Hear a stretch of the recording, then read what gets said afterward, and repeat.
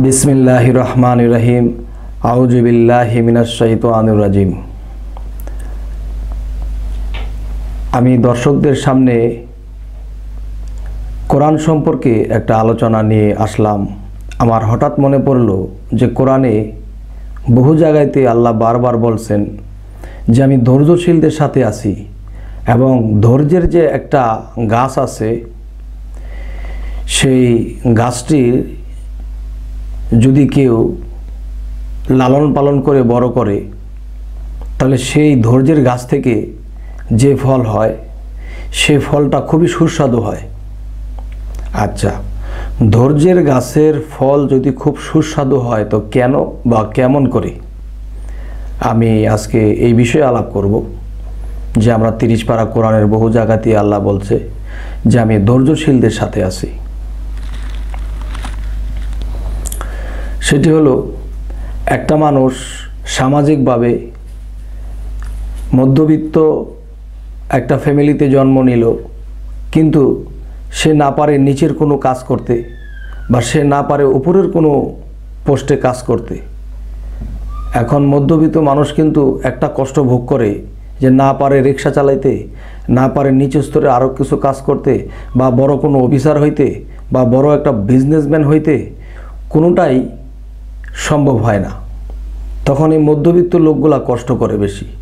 আর যারা একেবারে মোটামুটি গরিব তারা যে কোনো কাজ করে, সুইপার থেকে শুরু করে রিক্সা চালান শুরু করে, তারা একজন রিক্সাওয়ালা প্রতিদিন 500-700 টাকা ইনকাম করতে পারে।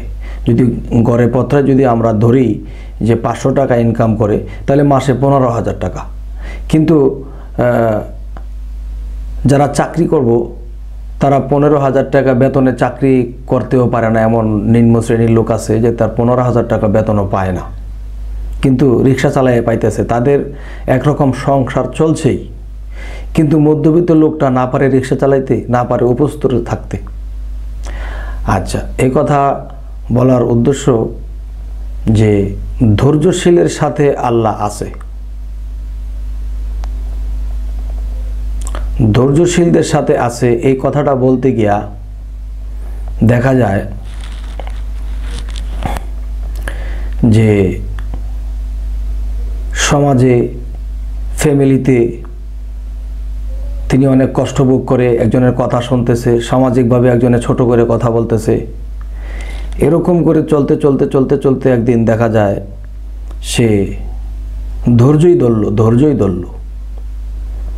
তো এক সময় দেখা গেছে তার ফ্যামিলির মধ্যে মারামারি হয়ে গেল, সামাজিকভাবে কারো মারামারি হয়ে গেল। সে মারামারির পরেও তিনি ধৈর্য ধারণ করলো, শুধু ধৈর্য আর ধৈর্য, কিছুই করার নাই।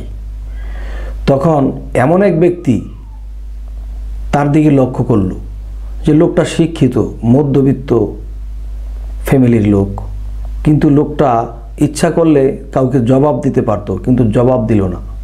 তিনি শুধু ধৈর্যই ধরে। তাহলে তার ধৈর্যের কারণে তাকে আমার পছন্দ হইল যে এই লোকটার যদি এরকম ধৈর্য থাকে তাহলে তাকে দিয়ে আমার ডিপার্টমেন্টের একটা কাজে লাগানো যাবে। তখন এই লোকটা ধৈর্য ধরতে ধরতে এমন এক পর্যায়ে চলে গেল, সেই লোকটা তার কাছে গিয়ে বলল যে আপনি কি পাশ করেছেন, কোন স্তর পর্যন্ত পড়ালেখা করছেন তা আমার দরকার নাই, আপনার একটা সার্টিফিকেট আমি পাইছি, সেটা হলো ধৈর্য। আপনি ধৈর্য ধরছেন, আপনি পারলে মানুষকে জবাব দিতে পারতেন, গায়ে হাত তুলতে পারতেন, কিন্তু করেন নাই। আপনি ধৈর্য ধরছেন, এই ধৈর্যটা আমার পছন্দ হয়েছে, এবং আপনি কতটুকু যোগ্যতা আমার তা দরকার নাই, আপনার যে ধৈর্য দেখলাম এই ধৈর্যটাই আমার সার্টিফিকেট। আমি আপনার কাছ থেকে এই সার্টিফিকেটটা পাইলাম, আপনাকে মাসে 1 লক্ষ টাকা বেতন দিয়ে আমি রাখবো।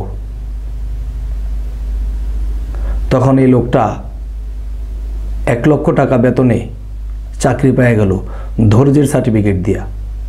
এই একটা বিষয়। আরেকটা বিষয় হলো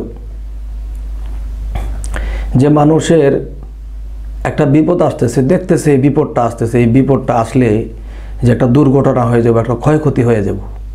আর আমি বলবো কিছু পাইতে হলে কিছু হারাইতে হয়। যেমন একজনের একটা কাজ হওয়ার কথা, কাজটা হইতেছে না, এমুক জায়গায় তা সে আটকা আছে, এমুক জায়গায়তে ঋণ আছে, এমুক জায়গায়তে এই সমস্যায় আছে। তখন কি হইল যে তারপরে দেখতেছে যে এমন বিপদ তার উপরে আসতেছে, সে মনে হয় বাড়িতে থাকতে পারবো না, এই দেশেও থাকতে পারবো না, এমন একটা পর্যায়ে চলে গেল। তখন দেখা যায় এই বিপদটা আটকানোর জন্য কত ব্যবস্থা নিতেছে, কারো সাহায্য নিতেছে। আমি বলবো না, জীবনে কিছু কিছু বিপদকে আসতে দিতে হয়, কিছু কিছু বিপদকে আসতে দিতে হয়। এর কারণ হলো যে মানুষ যখন সেই বিপদটাকে আটকায়ে দেয়, হয়তো কারো সাহায্য নিল বা যে কোনোভাবে বিপদটা আটকায়ে দিল, তখন সে যেমন ছিল তেমনই আছে। আবার এমন কেউ আছে, যা হয় হোক, বিপদ আসতেছে, আসলে আর কি করার, ধৈর্য ধরবো, আসুক। তখন এই বিপদটা তার উপর দিয়ে চলে গেল, তার কিছু হালকা পাতলা ক্ষয়ক্ষতি হয়ে গেল। ক্ষয়ক্ষতি যখন হয়ে গেল, তখন তার দুইটা রাস্তা খুলল।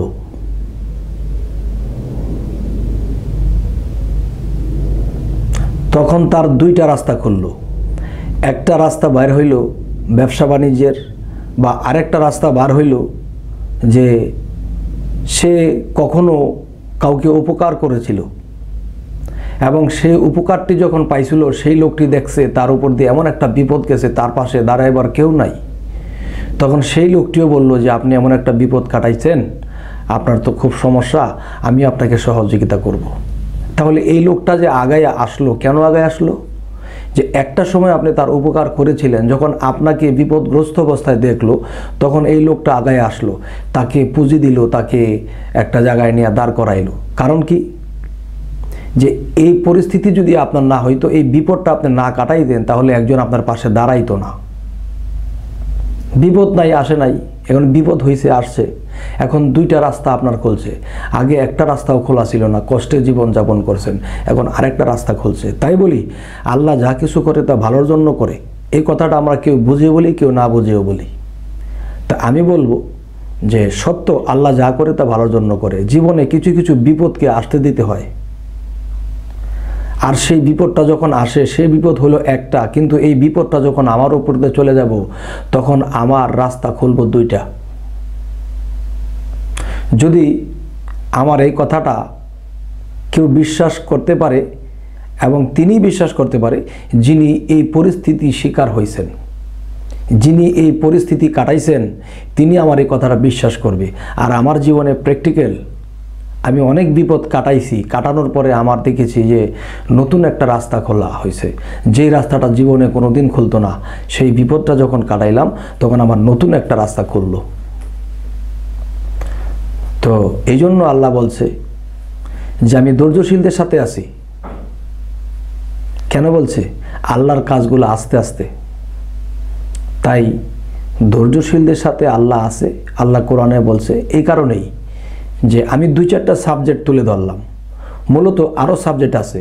একটা কথা আছে যে সকল সাবজেক্ট কি আমার কি বলা সম্ভব না, যে আমি যদি দুই চারটা সাবজেক্ট তুলে ধরে থাকি, তাহলে এই দুই চারটা দিয়ে আরও 100টা আপনারা বুঝে নেবেন ইনশাল্লাহ। আমার